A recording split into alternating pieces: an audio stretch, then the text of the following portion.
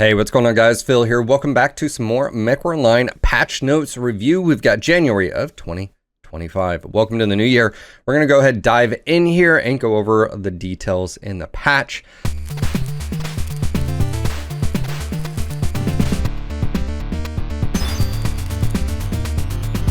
No Guts, No Galaxy hats are now available at nogutsnogalaxy.net. Get yours today.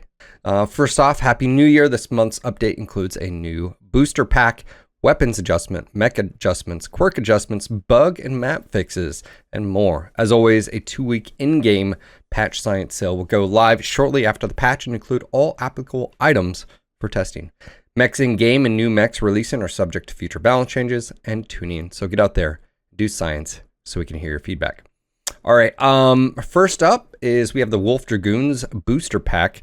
For those that aren't aware, the Wolf Dragoons, this is happening. Let's go ahead and talk about that. Let's see here. Let me switch scenes here. All right, so we have 4 mechs. Obviously, Evan is super excited about the Stalker. What do you have in front of you? You basically have clan mechs and IS chassis. That's right, basically clan battle mechs. We've got the Stalker, we've got the Flea, the Archer, and of course Night Star. And these are all basically IS chassis, but with clan tech. So just consider them clan battle mechs. These are the Wolf Dragoons variants. So the first up we're going to take a look at here is, of course, the Archer. It is running Indo Steel and Ferro and double heat sinks. This is actually running a standard engine, but again, this can run all clan, weapon systems. First up to notice is the 4 energy, 2 in the CT, and of course, if you don't know, that is actually mounted above here. The cockpit is down here. We've got 4 missile slots and 4 energy. Pretty simple, nothing too crazy. If you look at quirks, we have 10% missile cooldown and 10% range, and then armor. ECM target range reduction. A plus 27 because we've got ECM as well. So this is an ECM capable, missile boat. What do I see people doing with this? A few things. I can definitely see some ER large builds, ER large plus ECM snipers. I can also see ATM builds, SRM builds. But because it's clan, you're not getting MRMs or anything like that. Pretty standard affair, nothing crazy here. The quirks, I think it'll still perform really well, but it is an Archer. But outside of that, next up we've got the Flea. Now this one's an interesting one just because it's a combo of energy and missile, just like the Archer here.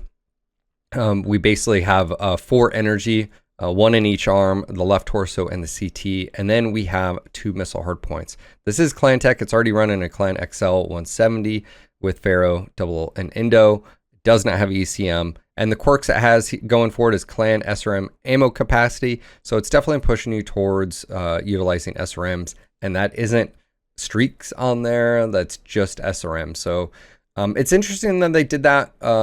The reason I say interesting is because maybe just a blanket missile ammo would have been better. That way you could run streaks on there. You could troll and do LRMs or ATM 3s or whatever you wanted to do, but you can't. So anyways, that is the setup.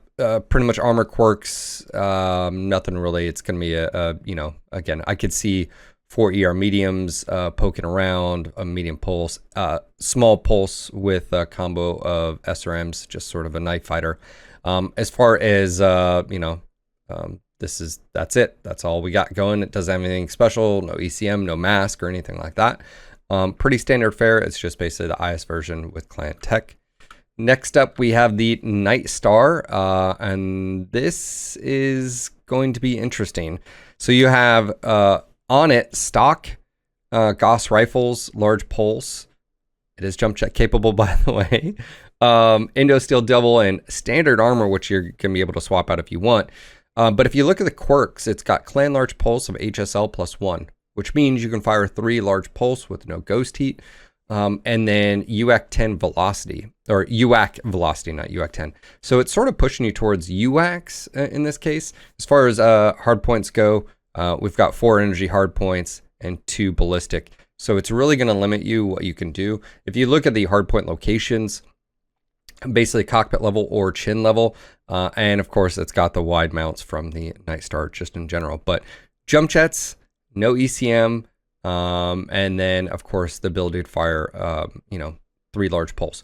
Now, that all being said, one thing you could push it towards is just doing 4 large pulse and eating a slight little bit of ghost heat. I could see maybe doing that instead of the Gauss rifles, 4 large pulse with UAC 10s or something. I don't know, off the top of my head, 1 jump jet, and just sort of do something like that. But yeah, and then last but not least, we have Evan's favorite here, and that is the Stalker. He was super excited about this, of course. We've got a clan Stalker. High mounts pretty much across the board from where the cockpit is. It's the typical Stalker.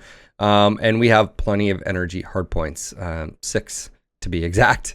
And then we have 4 missiles. So nothing special about it outside of that, but we do have Pharaoh instead of Indo, which right off the bat, that'd be the one thing you'd want to do, and switches to a Clan XL as well. So this will all get the same benefits of basically being able to lose a side torso and keep going. Missile cooldown, 10% missile spread. Actually, that missile spread is pretty nasty. Base structure increase, nothing as far as armor. Yeah, that is that's gonna be nasty. So yeah, and let's go ahead and go back to the patch notes here. So for those that didn't know, the Wolf Dragoon's booster pack's coming. This month's update brings a new booster pack containing 4 new battle mechs images below. Contrary to the normal Inner Sphere compatriots, these mechs are all Wolf Dragoon refits of the clan technology. I have heard rumors around a $20 price range. I don't believe that has been confirmed yet as far as this, but at least that is what I've heard, a $20 price point for those 4 mechs. All right, let's talk about the map changes and fixes. Alpine Peaks Conquest caps moved and Alpine Peaks Conquest spawn points moved. This is actually sort of a riddle for me because I actually felt that out of Alpine and game modes, the Conquest was probably the best game mode on it, considering the map's disproportionate imbalances as far as just a map in general on Assault and Skirmish. So I'm wondering where they're going to be moved. I hope maybe even a little bit closer, maybe, so it doesn't spread it out. But it's a really an odd map to have chose to adjust anything, and the game mode itself as well. So anyways, I don't know. Well, I don't know where they were moved to or what they were, so we don't have images of before and after, so we're just speculating here. Fixed a Luthien bug, which allow players to see mech reflections through solid cover in the water. That's cool. Removed the cursor from Luthien voting screen images. Updated Luthien out-of-bound markers in multiple areas of the map to more closely follow the mini-map. And then fixed a stuck point on Grimplexus in Golf 10. Fixed a Luthien waterfall stuck point in Alpha 1. Fixed a HPG manifold stuck point in Delta 5. And fixed Luthien issues where players could clip through their cockpit through the mountains to see through and see mechs on the other side. So that being said, Luthien just came out with the developer that did that map now gone. I don't know if we're going to see a whole lot of adjustments from maps in general. That being said, Tios did say he was going to be doing the best he could, but just based on the changes to PGI and staff, I would suspect that map changes and fixes are going to be very, very low moving forward. Okay, new mech information. As many of you saw in our holiday letter, we announced that our next mech was going to be the Fire Moth. While we initially planned and posted that the pre-order will be going live in January, we have since decided to put a few more polishing touches on the mech. We still will be releasing the Fire Moth in February patch. However, it will be a direct release on the patch day, similar to our Legends and Booster Packs. Starting next week, Tios will start posting Fire Moth sneak peeks on the official Cauldron Discord. And again, you can join that Discord. For those who don't want to join the Discord, all the information posted will be included in the February patch notes. Okay, so the Fire Moth is basically going from a pre-order to just it's coming out next month in the patch. Boom, if you buy it, you'll just have it. So there you guys go. I don't know if that is because of what's been going on over at PGI and all that, but regardless, for me, I don't really do pre-orders anyway. So we'll see the Fire Moth in February patch. Store updates, we have the Atlas AS7M, the Cicada M, the Zeus M, and of course the King Crab Argent released for MC, and there are others for C-Bills now. So probably one of the best brawling Atlases. Mask Energy and missiles, so SRMs or MRMs and snubs, quite nasty. Cicada, multiple ballistics for basically a mag shot build. And the Zeus, well, I can't really tell you what it does because I don't really play it. So there's that.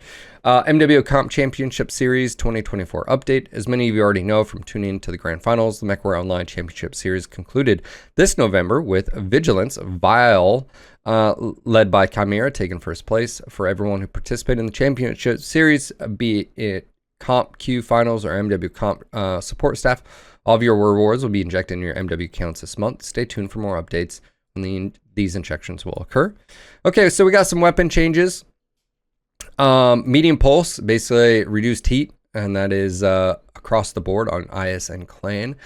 And then Clan SRM4s increase minimum heat penalty to 6 from 5. This allows you to fire basically 6 SRM4s now without ghost heat.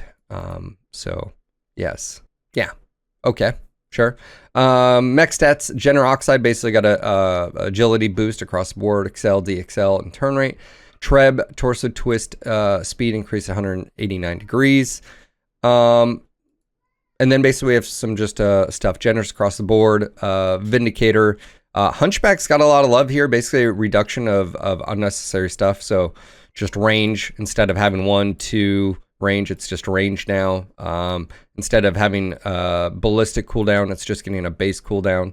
It is losing the energy heat because it probably doesn't need it. But the big thing here is right torso bonus, almost double. And then of course crit receiving is another big thing, so you don't just lose the AC 20. So basically right torso buff, and then just, you know, just getting rid of unnecessary ones.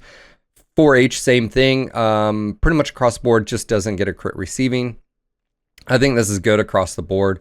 Again, the Hunchback is just, it's one of those, once it loses its right torso, it's just DOA. Even the Gridiron's getting a bonus. Pretty much the 4H and Gridiron, anything with the right torso ballistic. The 4P is not getting this, and of course the 4SP, which is the dual, is not getting it. Treb's also getting a lot of love here. We've got increased armor CT from 10 to 15. That's excluding the 7M. So it gets a +5 CT armor bonus, and then removes missile velocity.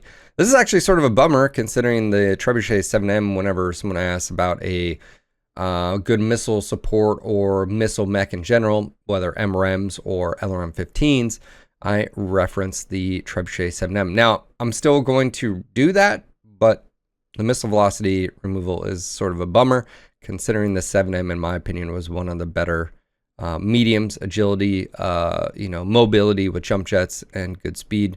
But it still retains its insane cooldown, so there's that. But as far as 10% nerf to that. 3C, again, you can see just a blanket, get rid of just LRM cooldown, just give it a blanket cooldown. That'll affect the energy as well. And it's also getting top speed, 10%, you know, and again, those things add up. Trebuchet 5N, missile velocity, and basically it's getting a 35% Thunderbolt. So what they're doing is they're pushing the 5N towards Thunderbolt usage. I'm fine with that. It's basically losing a bit, but then gaining a lot in other aspects. So the range increase on Thunderbolts is nice too, because that helps them just in general, their effective range. And the 5J increased standard laser duration from 20 to 50. Now, this is going to be quite ludicrous because the duration's already insane with 20 plus your skills. Now you can go 50 plus your skills. Yes, albeit the large lasers or binary plus whatever are going to be in your arms, but that's going to be fun. So we'll have to check that out. 7K, you'll have to check the previous, what we just talked about, but increased weapon velocity from 20. The 7K has always sort of been known, AC 20, snubs, stuff. You can do some really fun builds on it. Yeah, so there's that. And then Le Gear, the 25% weapon velocity. I can't tell you last time I saw this mech, so sure, I guess it gets a buff on that. Maybe streaks, maybe with the, or SRMs and medium pulse or something. I guess, I don't know. Enforcer, all variants, again, another buff across the board with some consolidation on quirks.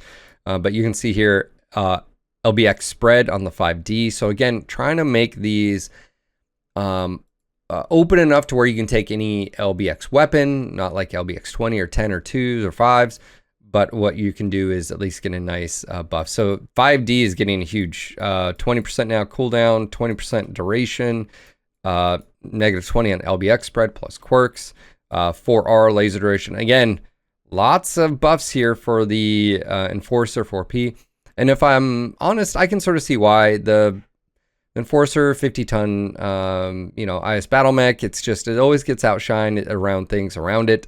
And I'm actually okay with it getting like specialized, but it's still leaving it open enough to, it's not being weapon specific. It's more just being like, you know, class specific as far as a weapon. And I'm fine with that. As you can see here, a lot of +19 armor on left torso, right torso, and then plus CT. Plus armor. I mean, this thing's just basically getting all buffed as far as armor, and then +10 range. So it's just dropping energy range and just giving a blanket 10% range. Yeah.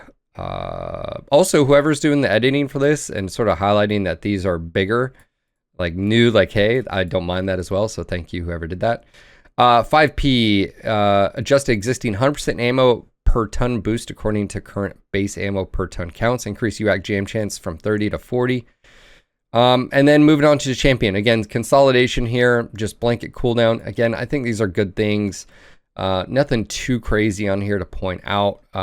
We did get the reduced rate of fire on the legendary, by the way. So that is a 10% nerf on your rate of fire.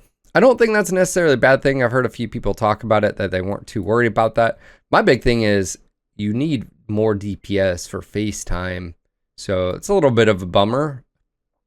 I guess it was needed. Mark IIs are getting adjustments as well. I'm really just looking at basically the Mark II Bravo. So instead of having like ER laser, it's just giving a you know, energy weapon, so you can do peeps, large pulse, whatever you want. Yeah, I mean, consolidation here, laser cooldown to just energy, ER to just laser duration, ballistic increase here, 15% increase on ballistics on the A. Granted, it's only, I believe, off the top of my head, it's only got 1. But, you know, okay, cool. And then weapon spread, so you can do an LB20 with SRAMs and reduce that spread. I think that's what I do on that one, is like a sort of a brawl build. Corsair is getting increased heat from 5 to 10 and added weapon velocity. And the Executioner is getting a nerf to the set of 8s, but then it's just getting a blanket buff here. So, and then the Bane, the last thing on here is Bane HSL from +1 to +2 for ballistics. So quite a bit of adjustments on those chassis, especially consolidation, really helping out the Hunchback. That's going to help out the Enforcer. It's definitely, there's some big changes, but of course, you know, we'll have to do some science to figure it out. But yeah, just my overall thoughts here. A lot of adjustments. I suppose that's going to be the theme moving forward with the changes going on at PGI. We do have the Fire Moth. I haven't seen any details as far as hard points or details, but we do know that they did a event queue where they tested mech speed. I think that's where this sort of came out, as like, hey, actually the game in Host State Rewind can actually handle Fire Moth going X speed. I think it's like, what, 170 plus kph 200, I think, maybe. I don't know. It's going to be ridiculous. You think the Commando is annoying. Just imagine a Fire Moth with just zipping around. Doesn't have a ton of firepower, but speed is life.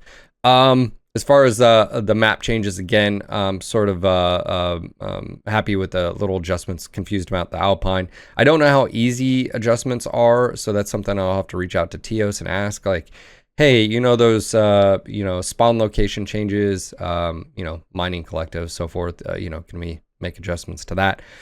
But yeah, as far as overall January patch notes, we've got a lot to toy with. Obviously, the booster pack coming out, we will definitely be paying attention to that.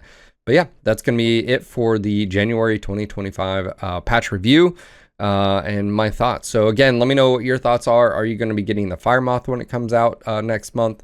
Are these Wolf Dragoons booster pack? Are you interested in any of these, or are you only interested in one, so you'll buy the pack because you feel it's valuable? Looking at you, Evan, and the Stalker. And considering now you know what the quirks are and what it's going to be capable as a clan mech. Again, 60 or large, I can see that also being used as a sniper just because Stalker, it's already its current role. Now you throw on, you know, clan tech. Sure. Why not? But let me know down in the comments what you guys feel like. If you're excited about this, how do you feel about the rest of the changes to some of the mechs? But let me know in the comments. But make sure to join me live if you haven't done so already. I do stream over on Twitch and YouTube now, if you haven't been paying attention and live under a rock. We are here on YouTube. That's right, 1440p, AV1 encoding, no ads whatsoever on YouTube. So make sure to tune in as well. But twitch.tv/NGNGTV.